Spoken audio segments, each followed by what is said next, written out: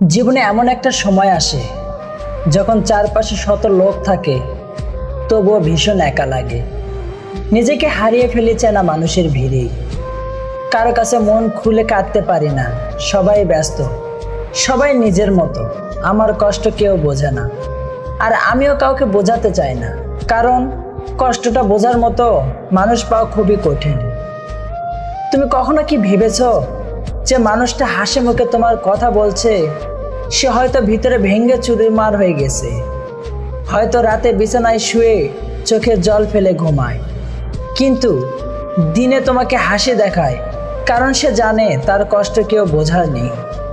কিছু মানুষ আসে জীবনে, তারা আমাদের সব কিছু হয়ে ওঠে, তাদের ছাড়া জীবন কল্পনাও করতে পারি না, কিন্তু সময়ের নির্মম খেলায় সে মানুষেরাই একদিন অচেনা হয়ে যায়, যেন কখনো পরিচয় ছিল না আমাদের।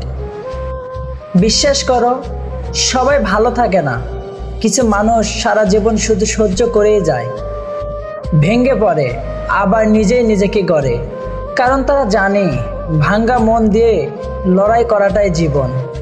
তাই থেমে যেও না, যখন মনে হবে কেউ নেই, তখন মনে রেখো তুমি নিজেই নিজের সবচেয়ে বড় সাহস। কাঁদো যদি কাঁদতে ইচ্ছে করে, কিন্তু কখনো হেরে যেও না। তুমি আজ কাঁদছো ঠিক আছে, কিন্তু একদিন এই কষ্টই তোমাকে সেরা বানাবে। এই চোখের জল একদিন তোমাকে অনুপ্রেরণায় রূপান্তরিত করবে, আর সেদিন তুমি নিজেকে বলবে ভালোই হয়েছে কেউ ছিল না পাশে।